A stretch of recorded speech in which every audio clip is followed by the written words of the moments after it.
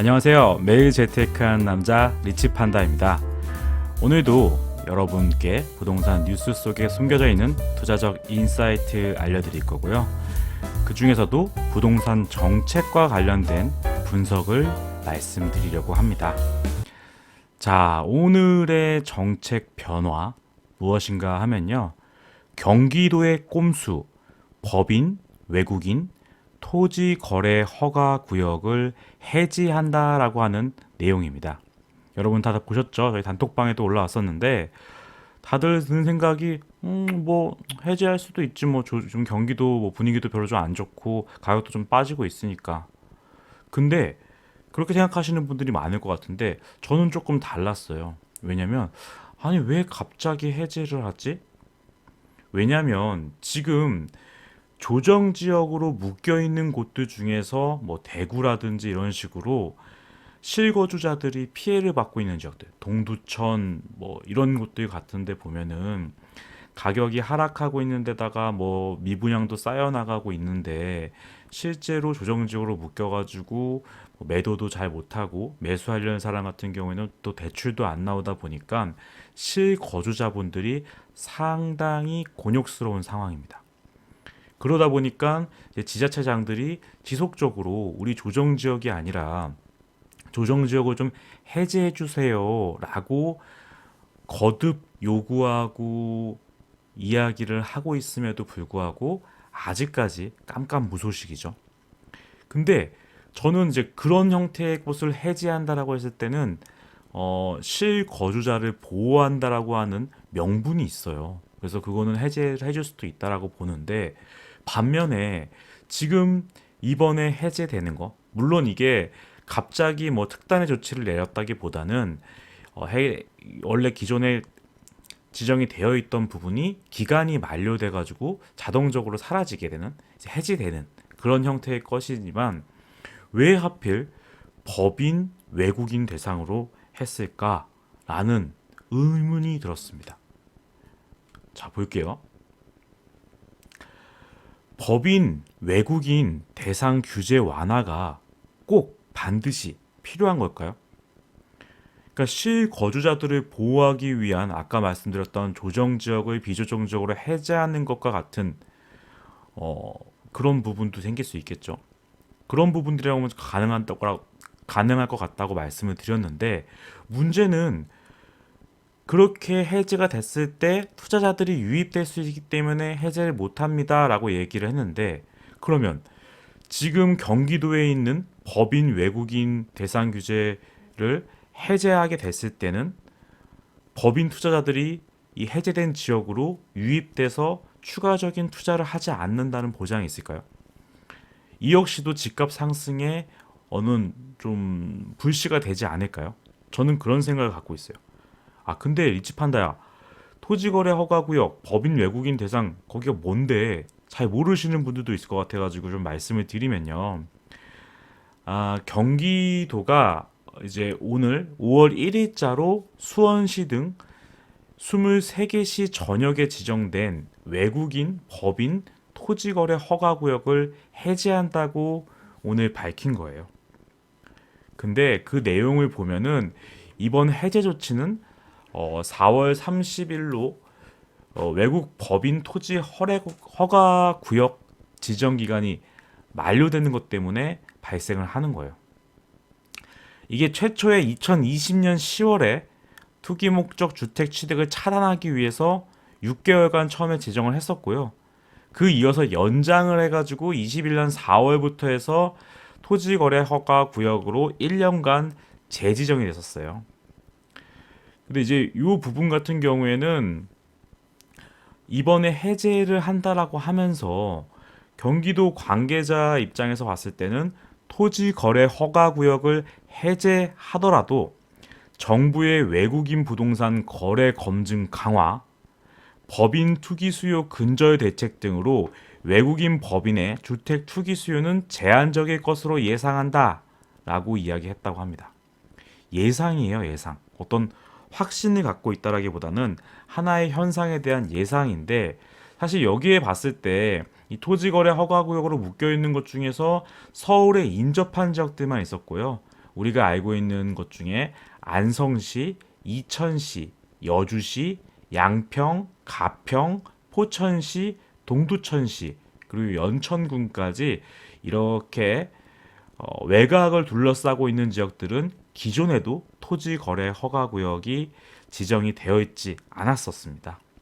자, 그러면 해제한다라고 했었는데 그러면 20년 10월에는 왜 지정을 했을까요? 그거를 다시 한번 거슬러 올라가 보면 해제를 지금 해도 되는지 여부를 적절하게 판단할 수 있겠죠. 한번 돌아가 보겠습니다. 자, 이 자료인데요. 20년 10월 달에 시행했던 부분인데 이 당시에 토지 거래 허가 구역을 지정을 하면서 그걸 관련된 이유, 사유로 이야기를 한 부분이 외국인과 법인의 부동산 거래가 급증한 가운데 이들이 취득한 부동산의 상당수가 실사용 목적이 아닌 투기 목적이라는 판단에 따른 것이다 라고 이야기를 하고 있거든요. 이걸로 인해 가지고 법인과 외국인이 토지와 주택시장에 큰 손이 돼서 부동산 가격 상승을 부추기고 있다라고 이야기를 하고 있습니다. 그래서 이거를 10월에 지정을 했어요. 지정한 다음에는 어떤 변화가 있었느냐 궁금하지 않으세요? 이게 지정이 된 다음에 시간이 흐른 다음에 다시 데이터를 분석해 보니까 지정한 이후에는 주택 거래량이 법인은 85%가 감소하였고요. 외국인은 39%가 각각 감소했다라고 해요.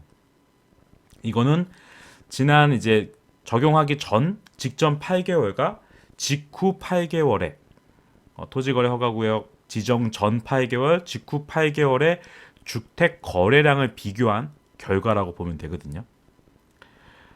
그러니까 실제적으로 경기도 인근 지역에 동시다발적으로 특히 외국인보다는 지금 보면 법인이 훨씬 더 큰 비율을 차지하고 있던 거였죠. 법인의 투자가 그만큼 줄어드는 효과를 발생했던 거예요. 자, 그러면 반대로 얘기해보면 지금 경기도에 있는 가격들, 그러니까 주택 가격이 조금 조정세인 거는 사실이지만 이 법인 투자에 있어서 법인이 부동산을 투자한다라고 얘기했을 때 지금 상황에서 법인이 큰 손이 아닐까요? 여전히 법인은 큰 손이고요. 그리고 법인이 투자를 한다라고 하는 것이 실거주 목적으로 투자를 하시는 법인들이 있을까요? 당연히 투자 목적으로 매수를 하는 거기 때문에 기존에 지정했을 때와 달라진 거라곤 지금 거래가 주춤하고 거래 가격이 좀 빠지고 있어요 라는 그런 논리밖에 없는 거예요. 자, 그럼 조금 더 딥하게 볼까요? 자, 보시면은 최근 3개월간의 갭투자 거래 증가 지역 아파트 실거래가 아실에 있는 데이터를 제가 발췌해서 찾아보았는데요. 1위가 경기 평택시고요. 2위가 경기 시흥시고요. 3위가 경기 안성시, 4위가 경기 이천시예요. 아까 말씀드렸을 때 안성시와 이천시는 어떤 지역이었냐면은 법인의 토지거래 허가구역으로 지정되어 있지 않은 곳입니다. 즉, 이 안성시와 이천시가 최근 3개월 사이에 갭투자가 많이 증가를 하였고 또한 그로 인해 가지고 이천시 같은 경우에는 최근에 올해 들어서 경기도 중에서는 가장 상승폭이 높았던 지역이기도 하거든요. 그러니까 이제 법인 투자자들이 안성시와 이천시에 많이 들어갔을 수도 있어요. 그럴 확률이 매우 높겠죠. 근데 지금 말씀드린 것처럼 5월 달부터 여기 지역에 해당하는 23개 시가 경기도에서 토지거래 구역으로 지정이 풀린다고 하면은 이때부터는 다시금 매수세가 붙을 거예요. 자, 보시면 왜 그런 말씀을 드리냐면 모르시는 분이 계실까 봐 말씀을 드리면 개인 같은 경우에는 이제 조정지역 3주택자 아니면 비조정지역 4주택자부터 취득세가 12%가 중과가 되는데 법인사업자 같은 경우에는 주택을 취득할 시에는 그냥 일괄로 12% 그냥 살 때부터 무조건 12%인 거예요. 그러다 보니까 법인은 주택을 매수하는 것이 상당히 부담스럽기 때문에 뭐 상가라든지 오피스텔 같은 거 형태로 위주로 많이 투자를 하는데 개인과 법인 사업자가 동일하게 취급을 받는 게 있습니다. 그게 뭐냐면 1억 이하 아파트를 매수한다라고 했을 때 공시지가 1억 이하 아파트를 매수한다고 했을 때 둘 다 취득세를 1.1%만 내면 되는 거예요. 그러다 보니 작년 10월 달에 국감 때 나왔던 데이터 자료인데 1억 미만 아파트를 집중 쇼핑한다고 해서 개인이 269채를 매수했었고 법인은 무려 한 개 법인이 1978채를 매입했던 사례가 있었어요. 자, 물론 이번에 22년도 공시지가를 적용을 하게 되는 이제 4월 29일부터 공시지가가 2022년도 걸로 적용이 될 것이고요. 지금 지정이 해제되는 곳의 대다수는 공시지가 1억을 초과하는 지역들이 많을 거예요. 하지만 그 와중에는 여전히 공시지가 1억 이하로도 2022년도에 책정되는 곳이 있을 것이고요. 그렇다고 하면은 법인 투자자 입장에서는 12%냐 1%냐에서 봤을 때 그리고 그 같은 1%를 낸다고 했을 때 지방이냐 경기도냐 수도권이냐라고 했을 때 원래는 지방밖에 투자를 못했던 건데 이제는 경기도권까지도 올라올 수 있게 되었다는 겁니다. 자, 이로 인해서 어떤 효과가 발생을 할까요? 근데 리치 판다님, 공시지가 1억 이하짜리 2022년도에 정말 이제 그렇게 많이 올라가서 눈 씻고 찾아봐도 공시지가 1억 이하짜리 아파트 찾기 힘들어요. 그게 그렇게까지 큰 의미가 있을까요? 라고 이야기를 하실 분들이 분명히 있을 것 같은데요. 저도 뭐 공감을 합니다. 근데 공시지가 1억 이하 아파트가 1억 이하짜리 부동산이 아파트만 있는 건 아니잖아요. 지금 서울에는 썩빌 투자라고 해서 공시지가 1억 이하에 해당하는 빌라 매수가 정말 엄청나게 일어나고 있는데 경기도 쪽에서도 공시지가 1억 이하의 썩빌 투자가 가능하게 된 거예요. 그거 위험하지 않나요? 법인 투자자들 같은 경우에는 이미 법인으로 투자를 해서 상당히 이익을 보고 있고 보는 안목과 투자에 대한 감이 있는 진짜 내 명의가 너무 부족해서 명의를 활용하기 위해서 법인 투자를 하고 계시는 분들이에요. 정말로 뛰어난 실전 투자자들인 거죠. 이제는 경기도 지역 같은 경우에는 공시지가 1억 관련된 부분 투자를 한다고 했을 때 지방보다는 조금 더 유리했었죠. 왜냐하면 나의 경쟁 상대가 아니었기 때문에 법인 투자자들은. 근데 이제는 법인 투자자들이 올라오다 보니까 어떤 현상이 벌어지냐면 경기도 지역에 있는 공시지가 1억 이하 남아있는 물건들이 좀 가파르게 상승 동력을 받을 거고요. 원래 기존에 매수하려고 했던 사람들 플러스 지금 법인과 외국인들이 다시 가세하는 부분이기 때문에 거기에는 이번에 해제되는 지역들 중에서 공시지가 1억 이하 2022년 기준으로 분명히 호재로서 작용을 할 거고요. 이제 좀 악재로 볼 수 있는 것 같은 경우에는 지방에 있는 공시지가 1억 이하 아파트들 여전히 매력적인 부분도 있겠지만 해당 부분에 있어서 법인이나 이런 곳에서 이미 투자를 했던 것들을 일부 매도하고 경기권으로 옮기려고 하는 수요도 분명히 있지 않을까 하는 생각이 들어요. 특히나 공시지가 1억 이하의 썩빌 투자에 대한 시대가 다시금 열렸어요. 지금 재건축, 재개발 다 난리잖아요. 특히나 이번에 지금 1기 신도시 특별법 추진하는 거에 있어서 오늘 인수위가 여러 가지 또 놀라운 기분이 줬던 게 1기 신도시만 아니고 1기 신도시가 포함되어 있는 그 해당 시의 구도심까지도 1기 신도시 특별법이 적용될 수 있게끔 하겠다라고 이야기를 하고 있다 보니까 정말로 심각해진 거죠. 그리고 그 안에 어떤 걸 얘기하고 있냐면 재개발 관련된 곳들도 동일하게 진행을 하도록 하겠다라는 형태로 메시지가 들어 있었거든요.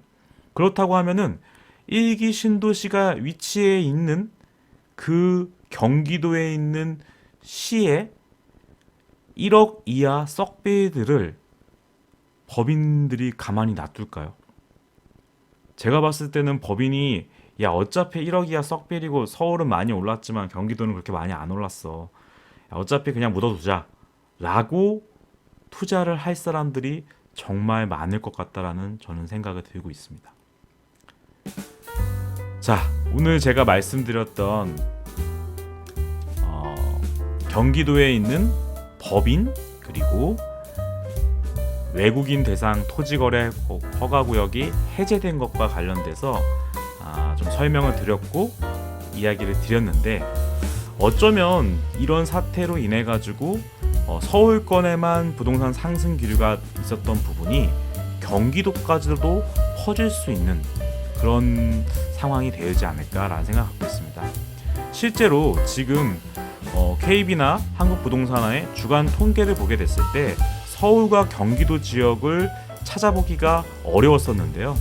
이제 이런 정책의 변화가 적용이 되는 5월 이후부터는 어쩌면 경기도에 있는 이 토지거래 허가구역이 풀린 그 지역이 상위권에 올라올 수도 있다라는 생각을 갖게 됩니다. 여러분, 오늘 재밌고 유익하셨다고 하면요, 구독과 좋아요 부탁드리겠습니다. 여러분 또 만나요. 안녕.